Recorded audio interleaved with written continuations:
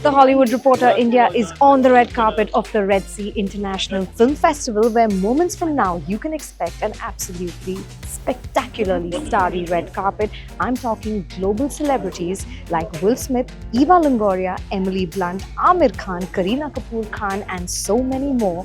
You want to stay tuned to the Hollywood Reporter India as we get you all the action live. What is it that you're looking for when it comes to enjoying a film thoroughly? Originality, new voices, new talent. I love cinema and I love teaching. So I'm here. I'm just really excited. There's nothing to be nervous about. People have appreciated the film, which is why it's been selected. So that's always a good thing to happen. And just really nice. Yeah, people want to see the film. They're interested in the film. What more can anyone ask for? I just saw Will Smith on the red carpet. That's quite crazy. I also took a photo of him secretly. I hope I find the courage to go up to him and take a photo with him. Amir, so exciting to catch you in the sidelines of your in conversation at the Red Sea International Film Festival. I know that later this evening you're going to be honored at the opening ceremony with the likes of Emily Blunt and Viola Davis later on. I'm curious to know, when you're sitting at the back of a nearly 40-year-long career in the films, Holi was 1984, how does an acknowledgement at this stage, what does it do for you? What does it mean?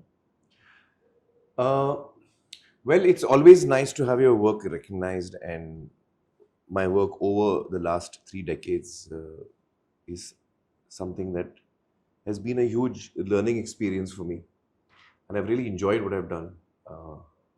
So I'm glad to know that people also like it, and I'm really happy to be honored for the work I've done. I feel very grateful.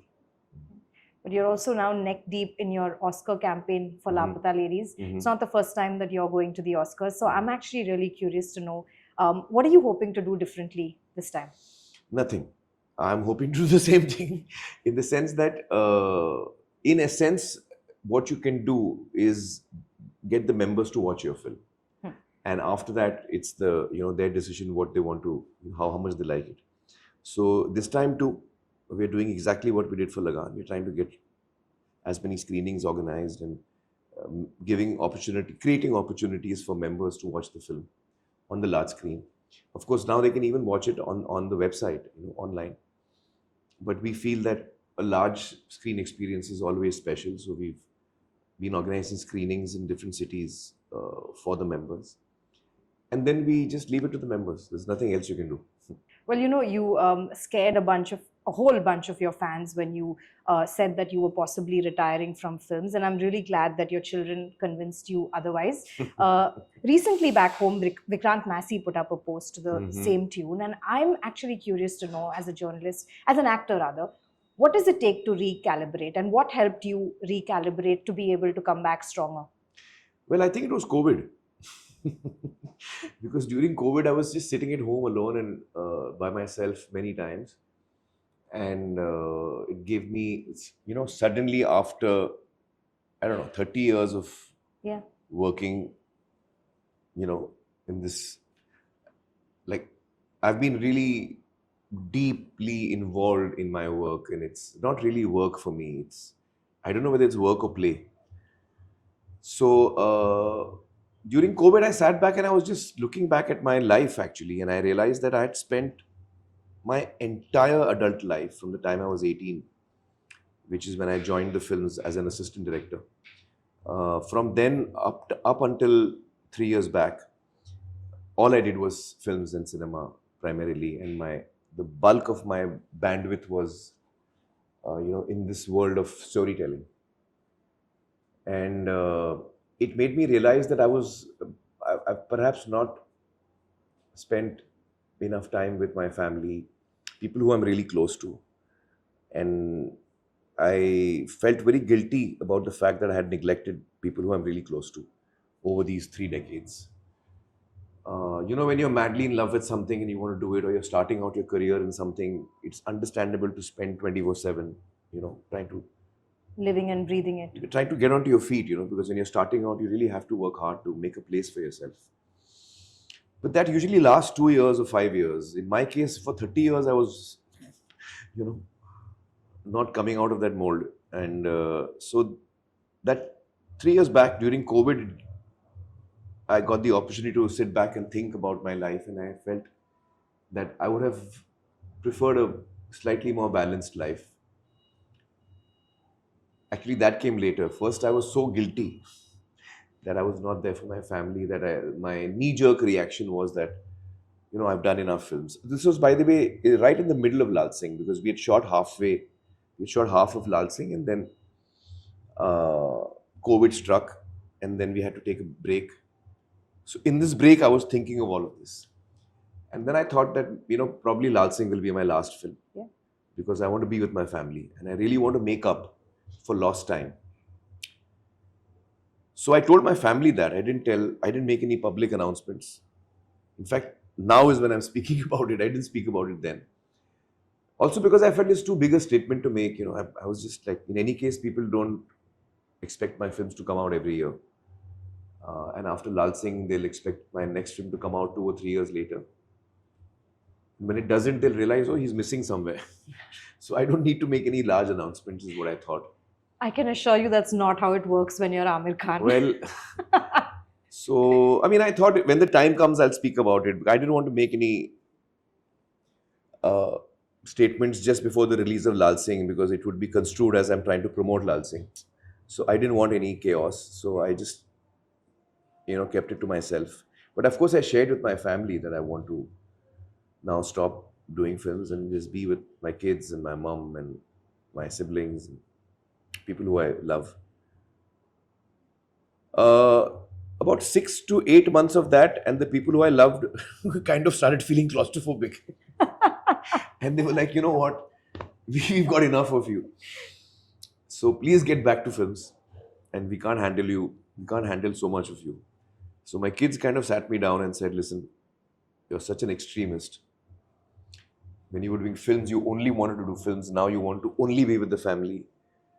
There is a middle ground, Papa, where you can do what you love and you can also be with us. So in these last 3 years, I've been trying to strike that balance. I try and work up till 6, and then after 6, I'm with the family. And it's been working quite well, I have to say. In fact, I've never done so much work. I'm producing 4 or 5 films right now. And, but I'm more or less, I stopped working after 6. It's not possible every day, but it's largely I'm able to also give time to my family. Yeah. And to myself. And how's that going for you? It's going well, I have to say. It's going rather well. Hi. Thank you for talking to me minutes before you go on stage for your conversation. Yes, I saw you. I was like, oh, hi. No, but really, you're just going to go on stage for the in conversation. Yeah. No, last night also I saw you. I was like, hey. India. Always. No, but you're sitting on 25 years next year. Yeah. And I'm going to go as far as to say that I really think that you are in the most exciting phase of your career. I think so, no? Yeah, but what shifted? Do you feel like there was something significant that shifted in the last few years?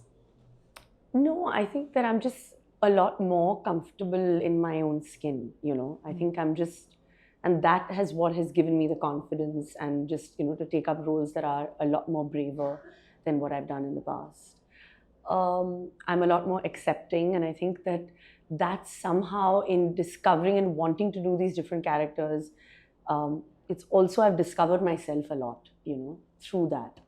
And now, like, when people say that, okay, whatever, like, Bebo's comfortable in her own skin, or like, I don't use Instagram filters, or I'm kind of this, I'm just like, this is what I am. And I just love acting, and I love being myself. And I think that's where my confidence lies. So that's why everyone's like, what shifted. But it's just that I'm just wearing, 44 quite gorgeously on my sleeve. No one does it better, I have to say. And for the fans, I know it will always be a poo and a geet. Oh, but God. I want to know from you, in the 25 years, is there an unpopular movie that really changed something in you as an artist that maybe the audience doesn't see straight up? No, because, I don't think anything, like, I can't say that, oh, that this particular character that I did was whatever, or I didn't like it, or I loved it so much. But there are a lot of films that, we don't speak about early on in my career, like Mani Ratnam's Yuva, which I thought was very special. Yeah. And, just parts in that, or Heroine, maybe because it wasn't, as big a commercial success as his earlier films. But there are films that I've given a lot to, and obviously it doesn't become like the Pooh and the Geets and whatever it is, or Omkara. But that's fine because I think that the milestones that people have given me and said that okay, these films, I mean, they're fairly good. I'm happy with 5 also, and it's great. So I'm just like, okay, fine, and I want to just focus and take on the next decade with gusto, because I'm raring to want to go deeper and do something like completely different. Wow. And speaking of milestones, next year is 100 years of Raj Kapoor. I know, now the that 14th. is a milestone. Yes. Have your kids been introduced to his legacy yet? My kids are not like, I mean, they know their grandfather, great grandfather, he made movies, and like that's where all our passion comes from. Yeah. They know Saiful's dad, their grandfather was, one of the greatest cricketers. So, they're very into cricket as well. Yeah. So we've balanced the films and the sports for both my boys. They haven't watched too many of my movies as well because of lack of screen time, which I think all mothers will, want to say that the 3-hour films are not Too exactly so bit by bit. Yeah. But it's such a momentous occasion on the 14th, and we're doing this beautiful festival on the 13th, which it's amazing because the kind of work that he embodied, that he stood for. Yeah. And now we have everyone like Ranbir and Lolo, all of us trying our best, and I think To carry it forward. And we're kind of doing it, like I said, with gusto. That's the word. Last night, you were dazzling on that red carpet, and it was truly such a global, spectacular stage. You had the likes of Will Smith and Vin Emily Diesel Blunt and Emily Blunt. And what was it like for you? Were there any interesting conversations you had? I mean, for me, it was like, it's amazing because I'm also a huge fan of Emily Blunt.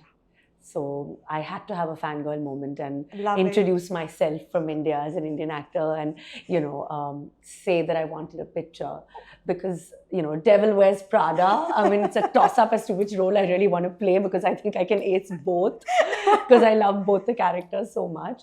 So it was nice. It's just so amazing that to be able to be there. I'm just honored to be seated with them, and it just shows that I'm doing something right in terms of body of work, or the choices that I'm making. Yeah. So it's also a lot of more responsibility, because I want more good scripts then, no? Yeah. Listen, you are sitting on the back of a Filmfare Award that you won last week, and I know you dedicated it to your kids on Instagram. Yeah. I have to ask you, does motherhood make you a better artist? Because I know it teaches us to multitask like there's no business. Oh my God. I think somehow it does, because whatever choice I make and wherever I leave my kids to go to shoot, that also is a responsibility that I have to fulfill it with gusto and passion. Otherwise, there's no point in leaving home. And I'm at that stage where I really don't want to. So I don't know. Yeah, I'm sure they were proud. That's why Jay took the award. Of course, it's his, because leaving him and Tim and going to work is something that it breaks my heart. But I'm trying to obviously straddle both the worlds, and that's what we all mothers always do. Yeah. So whatever I do next has to be something amazing to pull me away. 25 years, congratulations. Thank you for all the moments and the memories, and more power to you. Thank you. Gusto is the word of the interview for me.